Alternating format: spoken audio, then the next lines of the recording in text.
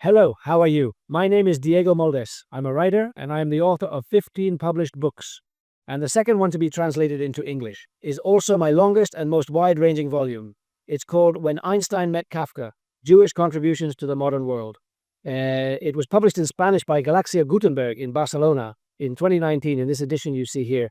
And 5 years later, thanks to translator Stephen Capsuto and the publishers at Mandel Villar Press, Robert Mandel and Irene Villar, we have this version that's on the shelf behind me, the American edition designed for readers in the US and Canada. And I should mention that it is not just a translation, but also an adaptation from Spanish to English, which we're going to discuss now. Thank you. And I'm Stephen Capsuto. I did the translation and adaptation of this book. And just in case you're wondering, we're recording this video with each of us speaking in our own language, and then we're using software to dub Diego into English.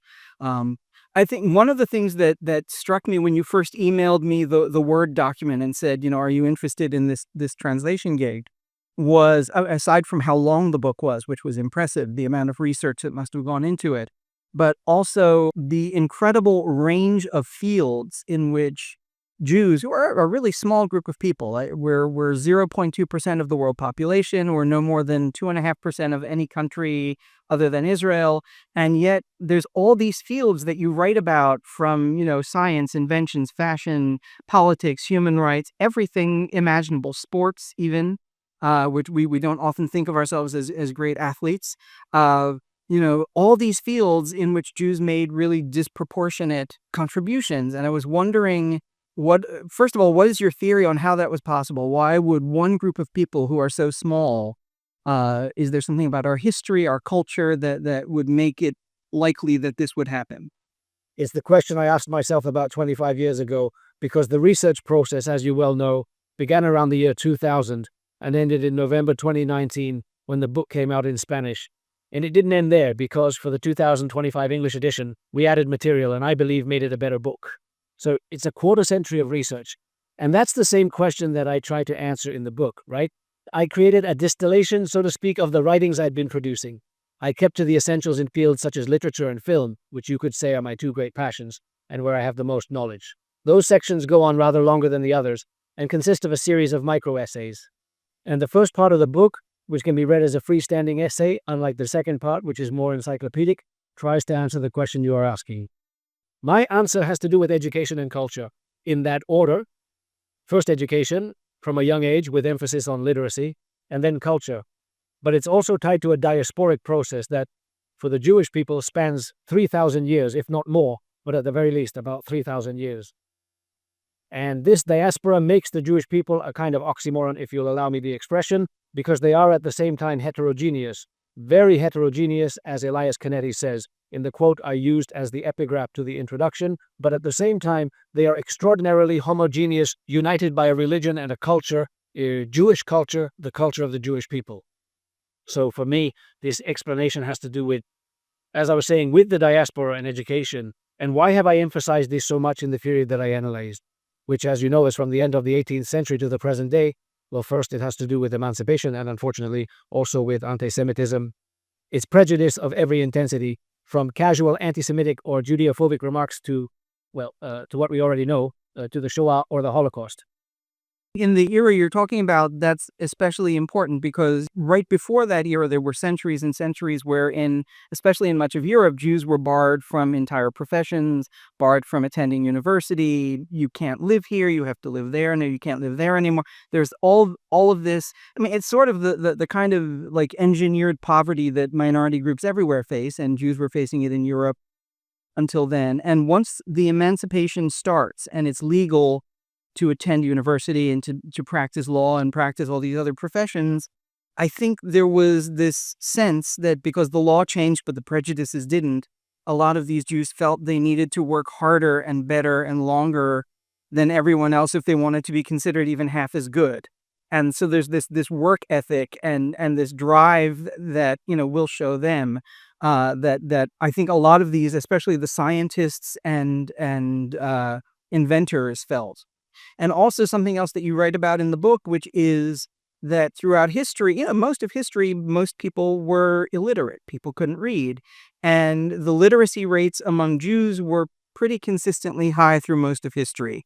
And I think that contributes a lot to this emphasis on literacy and education and questioning of pushing back against what you're taught and saying, well, why? Prove it to me.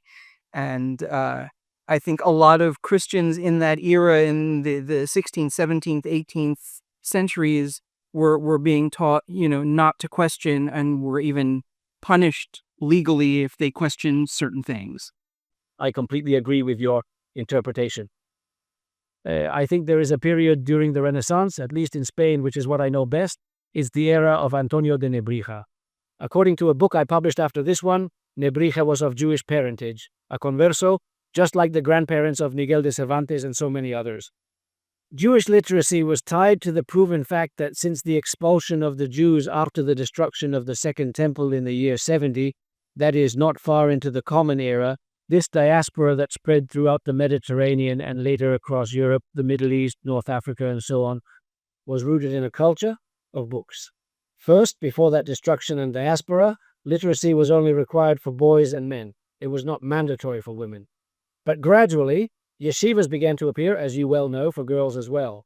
And that is an anomaly that had not occurred in any other culture in history, that both boys and girls were taught to read and write from around the age of 5, some might have been 4 or 6, but generally around 5 years old until the bar mitzvah or bat mitzvah around age 13. During that period, this compulsory education gave them a competitive advantage in the diaspora. For all these very basic things, which seem obvious to us today, you had to be literate, and at that time it wasn't usual. In the Middle Ages, the nobility could read and write, as you know, and those who weren't nobles but were literate were the clergy, in the case of Christian Europe. And Catholic clergy, and this is important, did not produce offspring. Priests, nuns, and bishops have no biological descendants, or at least they're not supposed to, so they have no progeny who they can teach to read and write. That's why knowledge remained cloistered for more than 1,000 years.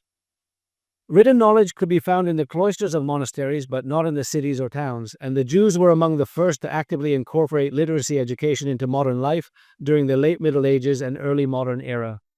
But then came the revolution in the 18th century, first with the French Revolution, and Napoleon, who was the first to grant Jews and non-Jews the same legal status in the very late 18th century. And this process spread throughout the 19th and into the early 20th until the end of World War I, over the course of 4, 5, 6 generations throughout Europe and in the United States, right? And in the British colonies, Canada, and so on. So what happens? There is a generation living in monarchies or in secular republics who are gradually gaining the same rights as their neighbors, and they start doing what you described, you know? The great Hungarian-French researcher Victor Karady explains this very well. He provides a very good analysis of exactly what you mentioned, Stephen, of that drive to excel, that need to stand out. He offers a very interesting study, for instance, of how Jewish students at universities in Vienna, Budapest, Berlin, and other Central European cities tended to abstain from drinking. The rite of passage for students all over Europe, for centuries, unfortunately, involved alcohol abuse, drinking and partying, and he noted that Jewish students tended to forgo all of that. Another example he gives, for instance, is the percentage of doctors, members of that vital profession, who were Jewish, and as you mentioned, the numbers are incredibly disproportionate. There's a book I have here on my shelf in Madrid, in which Kurinsky explains, for example, that around the year 1500 throughout Europe, more than half of the continent's physicians were Jewish or of Jewish origin, conversos, you know? The numbers are surprising. So, I think that drive for self-improvement was also heightened by anti-Semitism itself. That is, the fact of being singled out as Jewish, as inferior, as different. I think that was a driving force, you know? Trying to simply get by in a society that wasn't your own, but rather in what we might call modern society.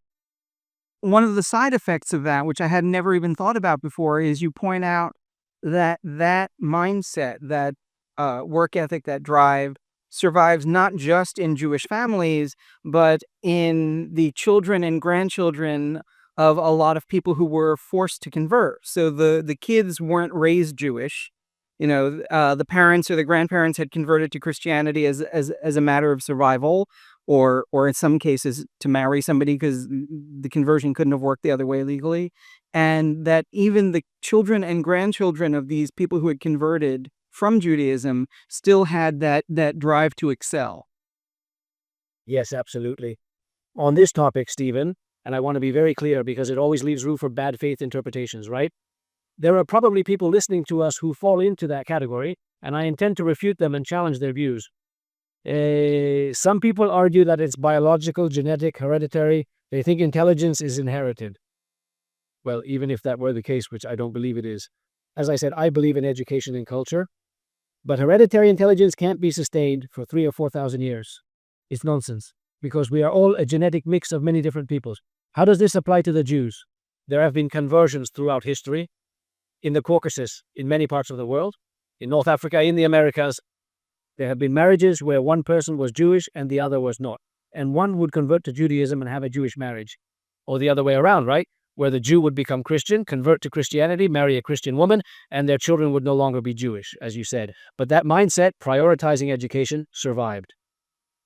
That generation, born in the mid-19th century, living by then in secular societies with equal rights, produced Albert Einstein, who appears in the title. Kafka is also in the book, but so is Sigmund Freud.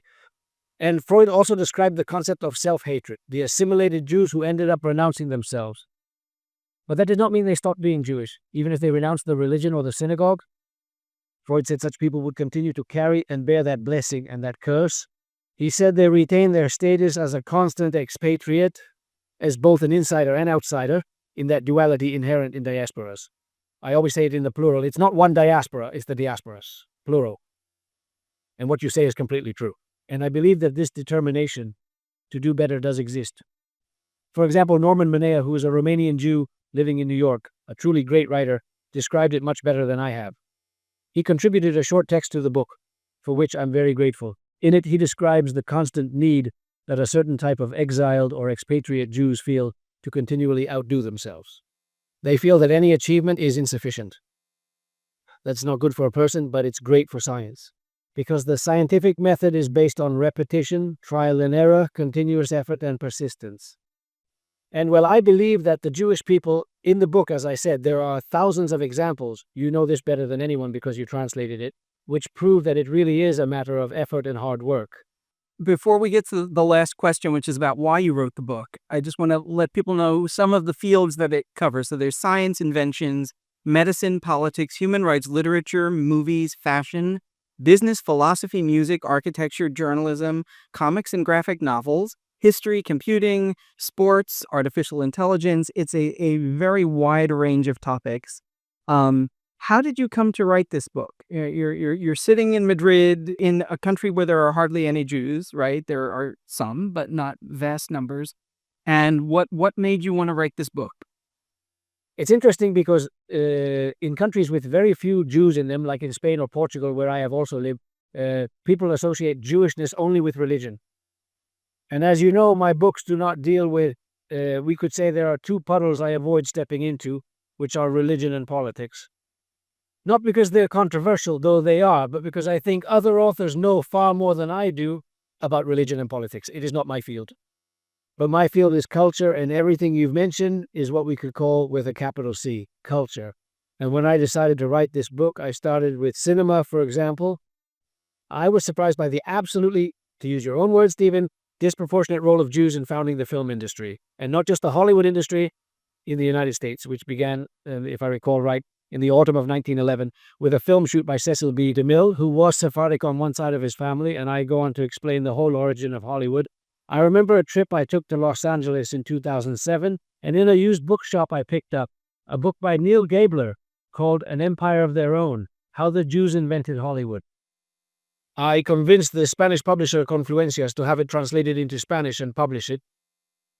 Then I wrote to Neil, and he hadn't known the book had been translated. He was very surprised and happy and said he had put a lot of work into it. So I started this by writing about film, and then I realized it was also the music industry, then the publishing industry, and of course literature.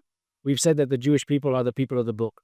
It's impossible, let's say, to be a lover of literature, a true bibliophile, or an avid reader and not notice that Jewish prominence in Western culture. Of course, if you ask me about the Middle Ages or the 15th or 16th or 17th centuries, it's a different story because then it's Hebrew or Yiddish writing. Very focused on a type of literature written by and for Jews, and until recently, very little of it was translated. For me, what's more interesting is the transition from the 19th to the 20th century. More or less, we could assign dates to it. I'm very much into dates. I always like to have a chronological record. It's the period from the Franco-Prussian War around 1870 up to World War II, which everyone knows ended 80 years ago in 1945. That's a pretty short time span. It's about one human lifetime, some 60 or 70 years. It happened practically everywhere. The world was transformed, and in that transformation, Jews played an utterly overwhelming role in science, the arts, technology, commerce. I don't know. I mean, practically everything. In the book, I touch on a bit of everything.